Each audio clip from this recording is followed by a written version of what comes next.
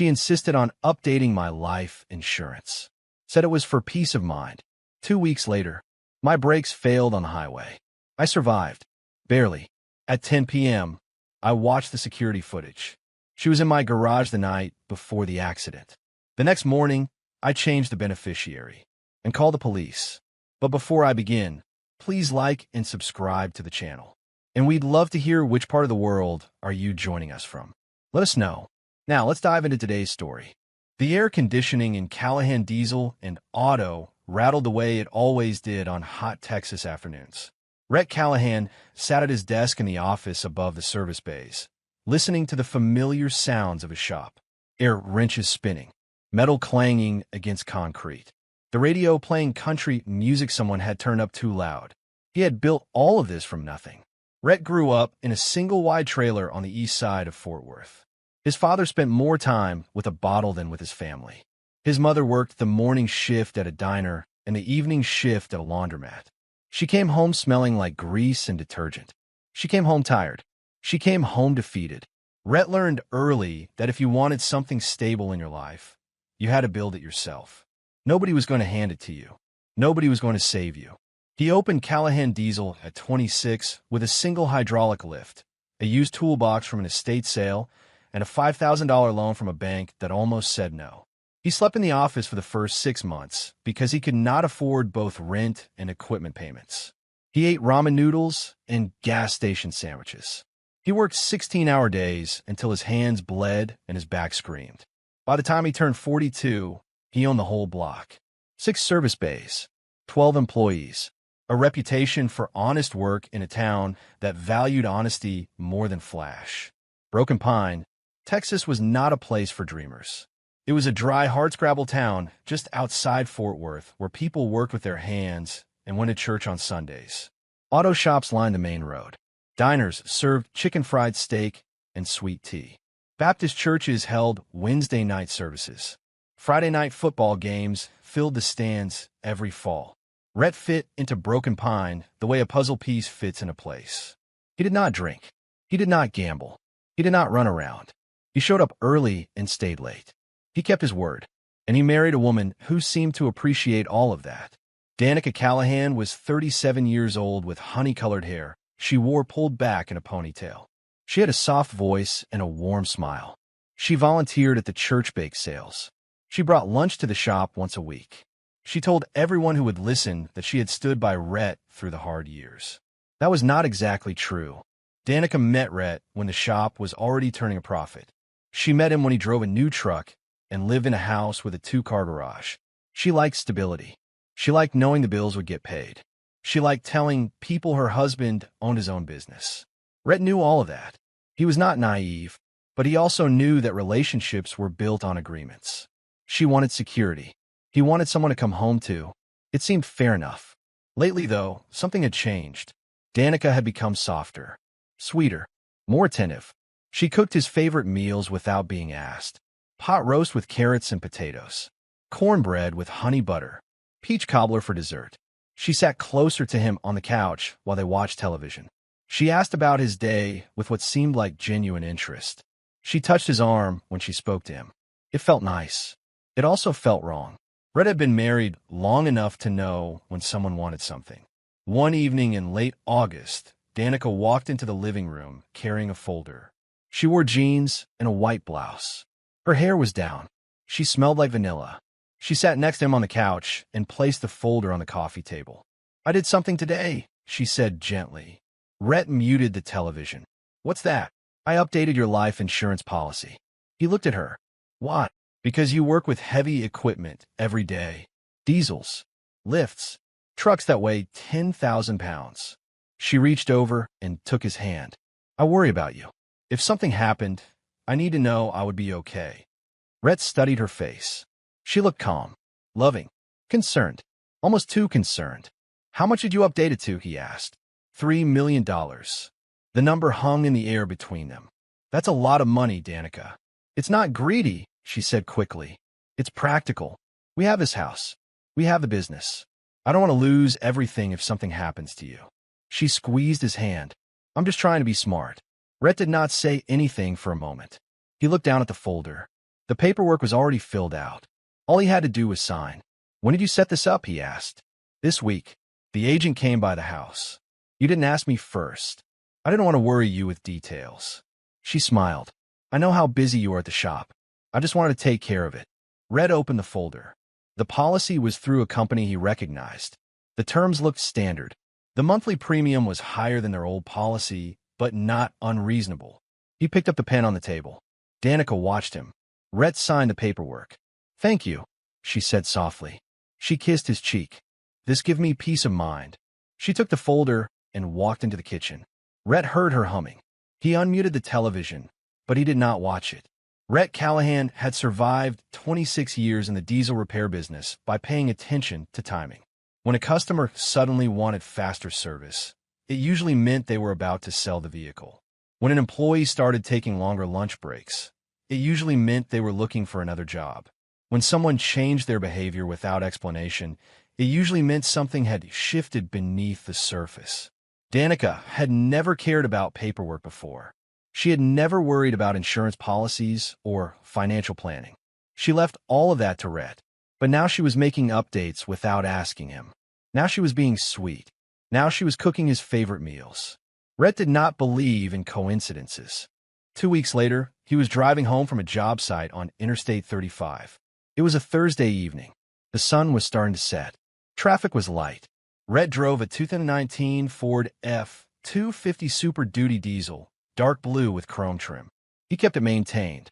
He changed the oil every 5,000 miles. He checked the tires. He replaced the brake pads before they wore down too far. He knew his truck the way a surgeon knows a scalpel, which is why he noticed immediately when the brake pedal felt wrong. Rhett was doing 70 miles per hour in the right lane when he tapped the brakes to slow down for his exit. The pedal went soft under his boot. It sank toward the floor with almost no resistance. Most people would have panicked. Rhett did not panic. He had been driving broken farm trucks since he was 14 years old. He understood machinery. He understood physics. He understood what happened when things failed. He downshifted into third gear. The engine roared. The RPM spiked. The truck started to slow. He pumped the brake pedal 3 times, trying to build pressure. Nothing. He looked ahead. A concrete divider ran along the left side of the highway. The shoulder was narrow. Cars were passing him on the left. Rhett eased the truck toward the shoulder. Gravel crunched under the tires. The truck fishtailed slightly. He turned into the skid. He downshifted again into second gear. The engine screamed. The truck bucked. The speedometer dropped to 40, then 30, then 20. He rolled to a stop 15 feet short of a concrete support pillar. For a full minute, Rhett just sat there. His hand was steady on the steering wheel. His heartbeat was calm. He took a slow breath and looked in the rearview mirror. Traffic kept moving behind him. Nobody stopped. Nobody noticed. He put the truck in park and turned off the engine. Then he stepped out. The evening air was warm. The sky was turning orange and pink. Rhett walked around to the front of the truck and popped the hood. He pulled a flashlight from the toolbox in the bed and bent down to look at the brake lines. The metal tubing ran along the frame of the truck from the master cylinder to each wheel. Rhett traced the line with his eyes. He knew what a worn brake line looked like. Rust, corrosion, slow leaks that left stains on the driveway. This was not that. The brake line had been cut. Not worn. Not corroded. Cut. The slice was clean. Precise. Someone had used a blade or a cutting tool. They had cut deep enough to weaken the line, but not deep enough to make it fail immediately. The line would hold under normal pressure. But the moment Rhett hit the brakes hard, it would rupture completely.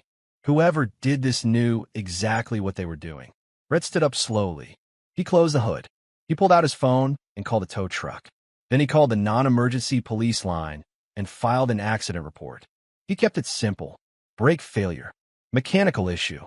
No injuries. The tow truck driver showed up 20 minutes later. He was a guy Rhett knew from town named Eddie Parsons. Eddie hooked up the F-250 and raised it onto the flatbed.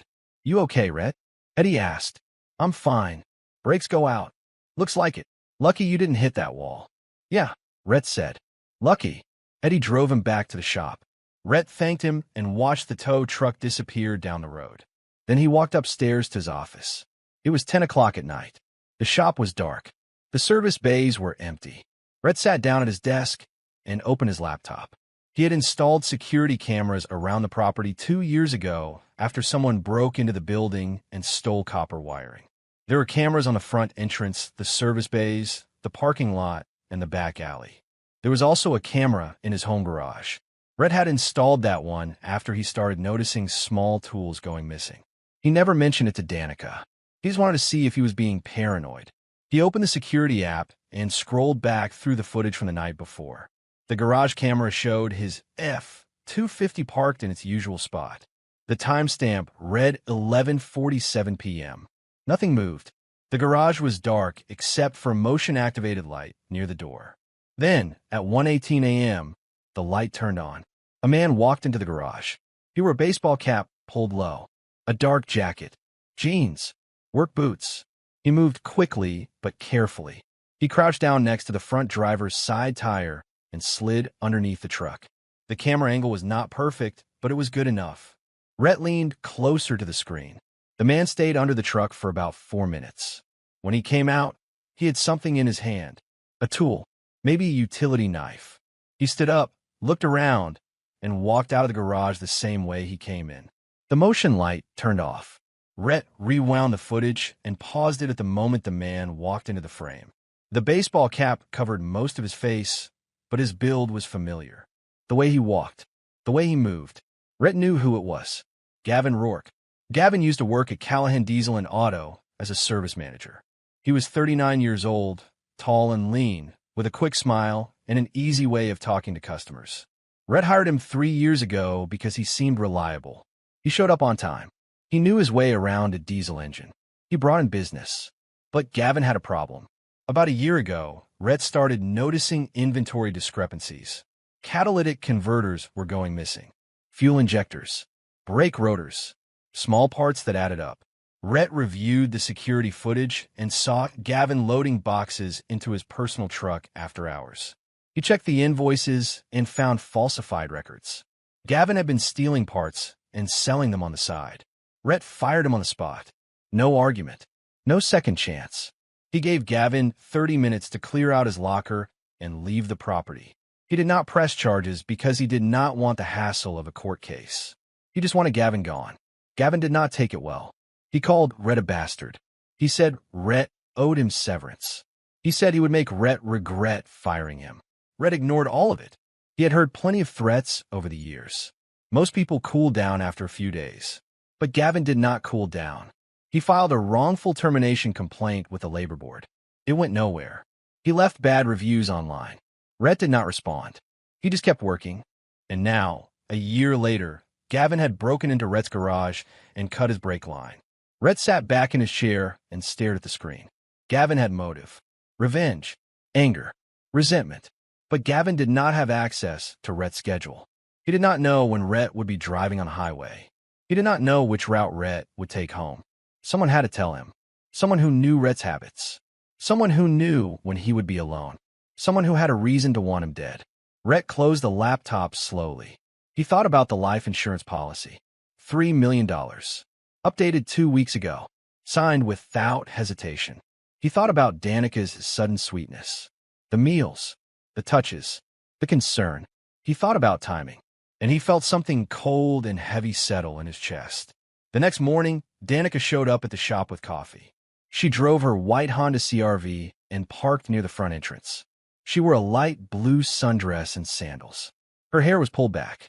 She carried 2 cups from the coffee shop down the street. Rhett was in the office when he saw her walking across the parking lot.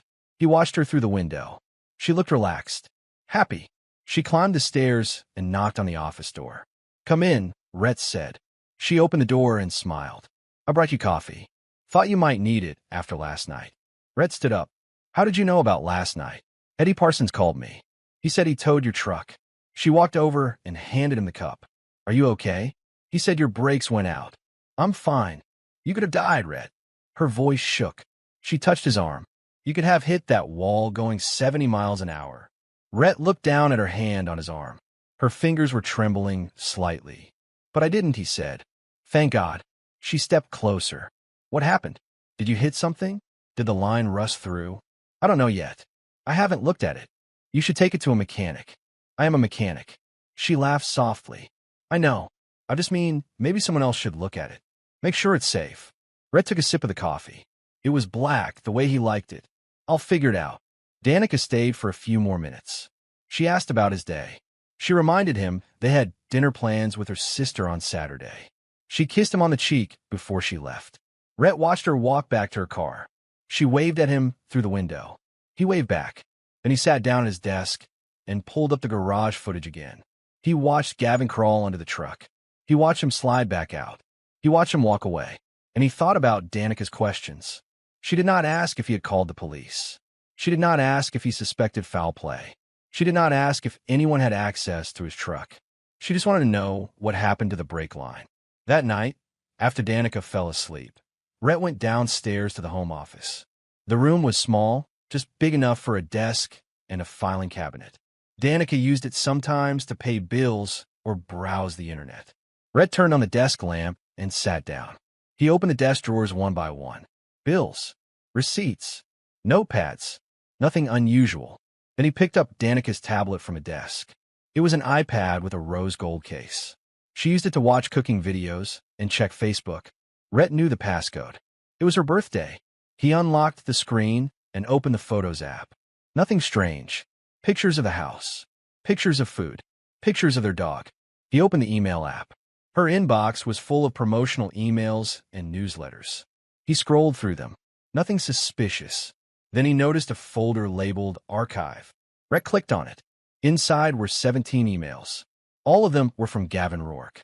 Rhett opened the first one. It was dated 6 months ago. From grourke73@gmail.com to danicacallahan@gmail.com. Subject, coffee? Hey, I know it's been a while. I was thinking about you. Want to grab coffee sometime? Rhett opened the next one. From danicacallahan@gmail.com to grourke73@gmail.com. Subject, coffee? That would be nice. How about Tuesday? Rhett kept reading. The emails started casual. Coffee, lunch, small talk. Then they changed. From grourke73@gmail.com to danicacallahan@gmail.com. Subject, us. I can't stop thinking about what you said. You deserve better than him. You deserve someone who sees you. From danicacallahan@gmail.com to grourke73@gmail.com. Subject, us. I know, but it's complicated. He controls everything. The money, the house, all of it. Rhett's jaw tightened. He scrolled further. From danicacallahan@gmail.com to grourke73@gmail.com. Subject, the policy. I updated the insurance today. $3 million. Once it's done, we'll finally have enough to start over. From grourke73@gmail.com to danicacallahan@gmail.com. Subject, the policy. You're sure he drives that route every Thursday? From danicacallahan@gmail.com to grourke73@gmail.com. Subject, the policy. Every Thursday. Same time. Interstate 35. He's predictable. Rhett stopped reading. He opened the Files app and searched through the folders.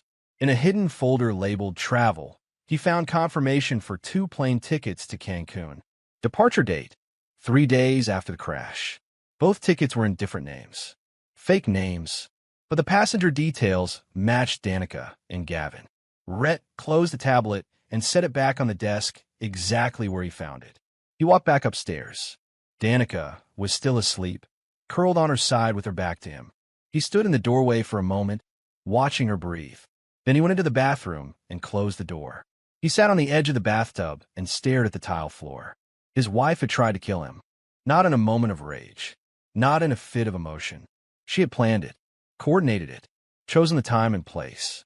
She had updated the insurance, bought the tickets, set the trap, and she had done it all while smiling at him across the dinner table. Rhett did not yell. He did not punch the wall. He did not cry. He just sat there in the quiet bathroom and let the truth settle into his bones. Then he stood up, turned off the light, and went to bed. He had work to do. The next morning, Rhett called his attorney. Cole Brannock was 62 years old with silver hair and a voice like gravel. He had handled Rhett's business contracts for the past 15 years. He did not waste time with pleasantries. He had not sugarcoat bad news. He told you what you needed to hear and expected you to deal with it. Rhett trusted him. "I need to see you today," Rhett said over the phone. "What's going on?" Cole asked. "I'll explain in person." They met at Cole's office at 9 in the morning. The building was a 2-story brick structure on Main Street, wedged between a hardware store and a tax preparer. Cole's office was on the 2nd floor, filled with file cabinets and framed law degrees. Rhett sat down across from Cole's desk. Cole poured them both coffee from a pot that looked like it had been brewing since dawn. "Talk to me," Cole said. Rhett told him everything. The insurance policy, the brake line, the garage footage, the emails, the plane tickets. He spoke calmly, like he was describing a repair estimate. Cole listened without interrupting. When Rhett finished, Cole leaned back in his chair and let out a long breath. "Jesus Christ," he said. "Yeah, you want police first or divorce first?" "Both," Rhett said, "but I want it done right." Cole picked up a pen and started writing notes. "The footage is solid. The emails are damning. If you go to the police with this, they'll arrest her. Probably Gavin too. I know, but once you do that, you can't undo it. This becomes public. Your business, your reputation, all of it gets dragged through the mud. I don't care about that." Cole looked at him. "You sure?" "I'm sure." Cole nodded. "Okay, then we do this clean. We change the insurance beneficiary first. Cut her out completely. Then we file the police report with all the evidence. Then we file for divorce on grounds of attempted murder. Can we do that? In Texas? Hell yes. If your spouse tries to kill you, the court doesn't exactly split things down the middle." Cole tapped his pen on the desk. "She'll forfeit claim to major assets. The house, the business, most of the accounts. She won't get a dime." Rhett sat back. "Good. You want me to contact the insurance company?" "Yeah. Change the beneficiary today." "Who do you want it to go to?" Rhett thought for a moment. "The Veterans Mechanical Training Program over in Arlington.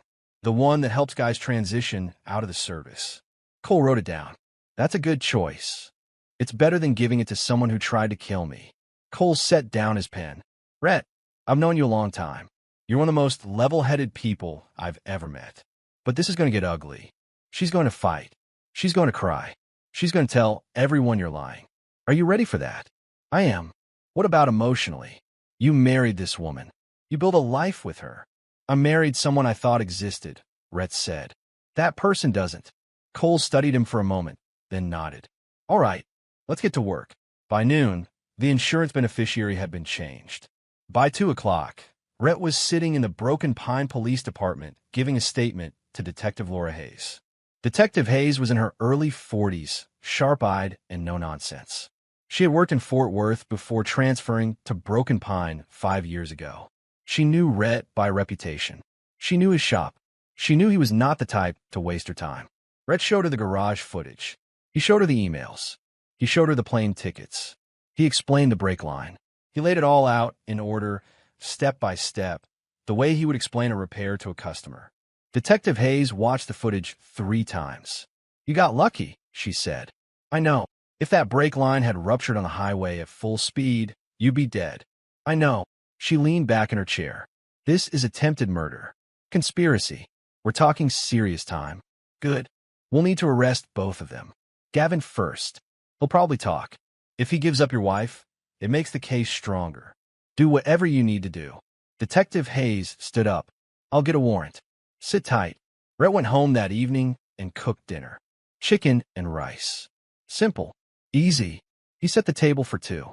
Danica came home at 6:30. She walked into the kitchen and smiled. "Smells good," she said. "Thanks." They ate together. She talked about her day. She mentioned something her sister said. She asked if Rhett had looked at the truck yet. "Not yet," he said. "You should. I worry about you driving something unsafe." "I'll get to it." After dinner, Rhett washed the dishes while Danica watched television. He dried his hands on a towel and walked into the living room. He sat next to her on the couch. She leaned into him. Rhett kissed her on the forehead. She smiled, and he felt nothing. The next day, police picked up Gavin Rourke at his apartment. He lived in a rundown complex on the south side of town. 2 patrol officers knocked on his door at 7 in the morning. Gavin answered in sweatpants and a t-shirt. He looked surprised. Then he looked scared. They arrested him without incident. At the station, Detective Hayes sat across from Gavin in the interrogation room. She placed a folder on the table and opened it. Inside was a printout of the garage footage. "That's you," she said. Gavin stared at the image. "I want a lawyer." "You can have one. But I'm going to tell you something first." Detective Hayes leaned forward. "We have the footage. We have the emails. We have the plane tickets. We have the brake line. We have everything. You can sit here and wait for a lawyer and hope for the best, or you can talk to me now and maybe save yourself some time." Gavin did not say anything. Attempted murder carries a minimum of 5 years in Texas. Detective Hayes continued. "If we can prove premeditation, it goes up to 20. You're looking at serious time, Gavin. But if you cooperate, if you tell me the truth, I can talk to the DA about a deal." Gavin rubbed his face with his hands. "She told me he was abusive." "Who?" "Danica." She said Rhett hit her. She said he controlled all the money. She said she was scared. Did you believe her?" Gavin hesitated. "I don't know. Maybe. I don't know. She seemed like she needed help. So you helped her by cutting his brake line." "She asked me to.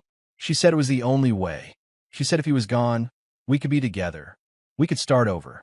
"And the insurance money?" Gavin looked down. "She said we'd split it. Half and half. She said we'd leave Texas. Go somewhere warm. Be free." "Where were you planning to go?" "Mexico. Cancun." "Yeah." Detective Hayes pulled out the email printouts. "These are conversations between you and Danica. She told you which route Rhett takes. She told you what time he leaves. She updated the insurance policy 2 weeks before you cut the brake line." Gavin stared at the emails. "She planned this," Detective Hayes said. "Not you. Her. I just did what she asked." "You cut the brake line." "Yeah." "Did she force you?" "No." "Did she threaten you?" "No." "So you chose to do it." Gavin did not answer. Detective Hayes closed the folder. "Here's the thing, Gavin. You're already looking a hard time. But there's something else I need to know." "What?" "If the brake line didn't kill him, were you planning to try again?" Gavin's face went pale. "Answer the question." She said if it didn't work, we'd figure something else out." "Figure something else out? You mean another attempt?" "I guess." "Yes or no, Gavin?" "Yes." Detective Hayes stood up. "You just admitted to conspiracy to commit murder with intent to retry. That changes everything. You're done." They arrested Danica Callahan at the grocery store. She was in the produce section, picking out tomatoes, when 2 officers approached her. She looked confused. Then she looked angry. "What is this about?" she demanded. "Ma'am, you're under arrest for conspiracy to commit murder and attempted murder." "That's insane. Who am I supposed to have tried to murder?" "Your husband." Danica's face went white. "That's ridiculous. Rhett is fine. I just saw him this morning." "Turn around and put your hands behind your back." "I'm not doing that. This is a mistake." One of the officers took her arm. "Ma'am, please cooperate." "Get your hands off me." People in the store stopped and stared. Phones came out. Someone started filming. The officers handcuffed Danica and led her out of the store. She shouted the entire way. She said it was a lie. She said Rhett was setting her up. She said she wanted a lawyer. By the time they reached the patrol car, half of Broken Pine had heard the news. Danica called Rhett from jail that afternoon. The phone rang 3 times before he answered. "Rhett, please," she said. Her voice was shaking. "You have to listen to me. This is all a mistake." "Is it?" "Yes. Gavin forced me into this. He said if I didn't help him, he'd hurt me. I was scared. I didn't know what to do. You seemed pretty sure in the emails. He made me write those. He was standing over my shoulder. And the insurance policy? I was just trying to be responsible. I didn't know what he was planning." Rhett was silent. "Please," Danica said. "We can fix this. I'll tell the police the truth. I'll explain everything. We can make this go away." "I don't think we can." "Rhett, I love you. You know that." "Do I?" "Yes. I've always loved you. I made a mistake. I got confused. But we can get through this together." Rhett sat in his office, looking out the window at the shop below. One of his mechanics was rotating tires on a Chevy Silverado. Another was changing oil on a Ford Ranger. Life kept moving forward. "Danica," he said calmly. "Yes. I saw the garage footage. I read the emails. I found the plane tickets." Silence on the other end. I know what you did, Rhett continued. I know you planned it. I know you coordinated with Gavin. I know you were going to leave 3 days after I died. That's not. And I know if the brake line didn't kill me, you were going to try again. More silence. So no, Rhett said. We can't fix this. He hung up. 2 days later, Rhett's attorney called him with news. Prosecutors found something else, Cole said. What? Remember that camera you installed in your home office? Yeah. It recorded more than you realized. Cole sent over the footage. Rhett watched it on his laptop. The timestamp was from 4 months ago, long before the brake line, long before Gavin broke into the garage. The camera showed Danica sitting at the desk. She was alone. She opened a file cabinet and pulled out Rhett's business records. She photographed tax returns, bank statements, asset valuations. She sent the photos to her email. Then she pulled up the life insurance policy on her computer. She made notes. She highlighted sections. She researched how payouts worked. She was planning this long before Gavin got involved. Rhett closed the laptop. Cole's voice came through the phone. This destroys her defense. She can't claim Gavin forced her if she was researching insurance payouts 4 months before he cut the brake line. No, Rhett said. She can't. The DA is charging her as the primary actor. Gavin's a secondary participant. She's looking at 15 to 20 years. Good. You okay? I'm fine. You don't sound fine. I'm fine, Cole. Cole was quiet for a moment. For what it's worth, I'm sorry this happened to you. Yeah, me too. Rhett went back to work. He had a transmission to rebuild and an engine to diagnose. He had customers waiting. He had bills to pay. He did not visit Danica in jail. He did not take her calls. He did not respond to the letters she sent. He just kept moving forward. The courtroom was packed on the first day of the trial. People from Broken Pine filled the benches. Rhett's employees, customers, people who had known Danica from church. The local newspaper sent a reporter. Someone set up a camera for the evening news. Rhett sat in the front row on the prosecution's side. He wore a dark suit and a blue tie. He kept his hands folded in his lap. He did not look at Danica. Danica sat at the defense table with her lawyer, a public defender named Marcus Tilley, who looked like he had not slept in 3 days. She wore a conservative gray dress. Her hair was pulled back. She had lost weight. She looked smaller than Rhett remembered. When she saw him, she tried to make eye contact. Rhett looked straight ahead. The judge entered the room. Everyone stood. Then they sat. The trial began. The prosecution called Detective Laura Hayes to the stand first. She walked the jury through the evidence, the garage footage, the emails, the plane tickets, the brake line. She spoke clearly and methodically. She did not editorialize. She just presented the facts. The defense attorney tried to poke holes in the timeline. He asked if Gavin could have acted alone. Detective Hayes said no. The emails proved coordination. The insurance update proved premeditation. Danica was involved from the beginning.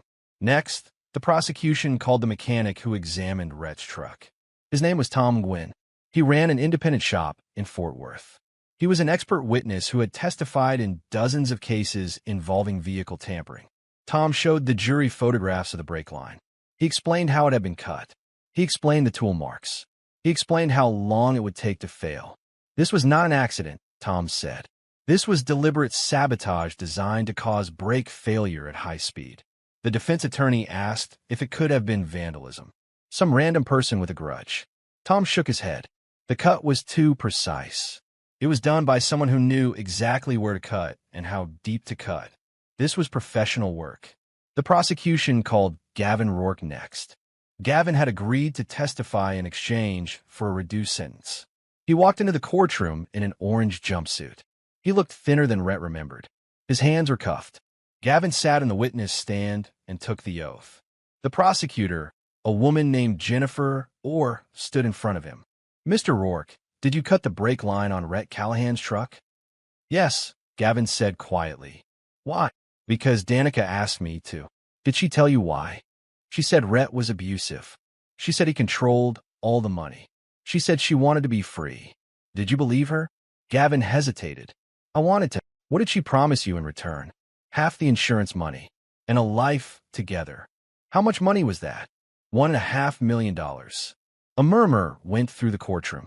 Did you plan to leave Texas? Yes. We had tickets to Cancun. When were you scheduled to leave? 3 days after the crash. After Rhett's death, you mean? Yes. Jennifer or walked closer to the witness stand. Mr. Rourke, what did Danica say would happen if the brake line didn't kill Rhett? Gavin looked down. She said we'd try again. Try again how? I don't know. She didn't say. She just said we'd figure it out. The defense attorney stood up. Objection. Speculation. The judge shook his head. Overruled. The witness is testifying to what the defendant said. Jennifer or nodded. Did you ever have doubts about what you were doing? Yeah, Gavin said. But by then I was already in too deep. Thank you. No further questions. The defense attorney cross-examined Gavin. He tried to paint him as the mastermind. He asked if Danica had any mechanical knowledge. Gavin said no. He asked if Danica knew how to cut a brake line. Gavin said no. He asked who had the expertise. I did, Gavin admitted. So you could have done this on your own. I could have. But I didn't. How do we know that? Because the emails proved Danica was involved. The defense attorney did not have a good answer for that. On the third day of the trial, the prosecution played the office camera footage. The courtroom went silent as the video played on a large screen. The timestamp showed the date. For months before the crash, Danica sat at the desk, alone, photographing Rhett's financial records. She pulled up the life insurance policy. She took notes. She searched for information about how payouts worked. When the video ended, Jennifer Orr turned to the jury. This footage was recorded months before Gavin Rourke was ever involved, she said. This proves that Danica Callahan was not a victim. She was not coerced. She was the architect of this plan. The defense attorney objected. He said the footage showed nothing illegal. People review insurance policies all the time. The judge allowed it. The jury can decide what it means. On the fourth day, Danica took the stand. She walked slowly to the witness box. She looked at the jury. She looked at Rhett. Her eyes were red. Her hands shook. Her attorney asked her to tell her side of the story. I made a terrible mistake, Danica said. Her voice cracked. I got involved with someone I shouldn't have. Gavin manipulated me. He said Rhett was dangerous. He said I needed to protect myself. Did you believe him? Her attorney asked. I was confused. I didn't know what to believe. Did you want Rhett to die? No, never. I love him. I've always loved him. Then why did you update the insurance policy? I thought I was being responsible. I didn't know Gavin was planning to hurt Rhett. Did you know Gavin cut the brake line? Not until the police told me. Did you plan to leave for Mexico? Danica hesitated. Gavin bought the tickets. I didn't know what they were for. The prosecutor stood up for cross-examination. Jennifer Orr walked slowly toward the witness stand. She did not raise her voice. She did not rush. She just asked simple questions. Mrs. Callahan, you said you didn't know what the plane tickets were for. Is that correct? Yes. But they were in your email. Gavin sent them to me. You didn't ask why he was sending you tickets to Mexico? I thought it was just a vacation idea. A vacation 3 days after your husband's scheduled death. I didn't know that. Jennifer Orr pulled up the office camera footage on the screen. Mrs. Callahan, is this you? Danica looked at the screen. Her face went pale. Yes. What are you doing in this video? Looking at paperwork. You're photographing your husband's financial records. Why? I don't remember. You're reviewing the life insurance policy. Why? I told you. I was trying to be responsible. For months before Gavin cut the brake line, Danica did not answer. Mrs. Callahan, this footage proves you were planning something long before Gavin was involved. Doesn't it? No. Then what were you planning? Nothing. I was just looking. Jennifer Orr let the silence hang in the air. Then she pulled out the email printouts. You wrote to Gavin, once it's done, we'll finally have enough to start over. What did you mean by that? I don't remember writing that. It's your email address. Gavin must have hacked it. And these emails about Rhett's route. He's predictable. Every Thursday. Same time. Did Gavin hack those too? Danica started crying. You don't understand. I was scared. I was trapped. Trapped in a house you helped buy? With a successful business? With a husband who never hit you? He controlled everything. Did he? Or did you just want the money? That's not true. Jennifer Orr walked back to the prosecution table. No further questions. The jury deliberated for 4 hours. When they came back, the courtroom went silent. The foreman stood. "We find the defendant, Danica Callahan, guilty of conspiracy to commit murder." Danica gasped. "We find the defendant guilty of attempted murder." Danica started crying. Her attorney put a hand on her shoulder. The judge thanked the jury. Then he set a sentencing date for 2 weeks later. Rhett sat in the front row and felt nothing. 2 weeks later, Rhett returned to the courtroom for sentencing. Danica stood before the judge. Her attorney made a plea for leniency. He said she had no prior criminal record. He said she was remorseful. He said she deserved a second chance. The judge listened. Then he spoke. "Mrs. Callahan, you planned to murder your husband for financial gain. You manipulated another person to carry out the act. You showed no remorse until you were caught. This was not a crime of passion. This was calculated, cold, deliberate." He paused. "I sentence you to 15 years in the Texas Department of Criminal Justice." Danica collapsed. Her attorney caught her. The bailiff helped her to her feet. Gavin Rourke was sentenced separately. Because he cooperated, his sentence was reduced to 8 years. Rhett stood up and walked out of the courtroom. He did not look back. Outside, a reporter stopped him. "Mr. Callahan, do you have any comment?" "No." "Do you feel justice was served?" Rhett paused. "I feel like I survived." "Do you have any message for your wife?" "No." He walked to his truck and drove back to the shop. 6 months later, life in Broken Pine returned to normal. Rhett expanded Callahan Diesel and Auto. He added 2 more service bays. He hired 3 new mechanics. Business was better than ever. People respected him, not because of sympathy, but because he had handled everything without falling apart.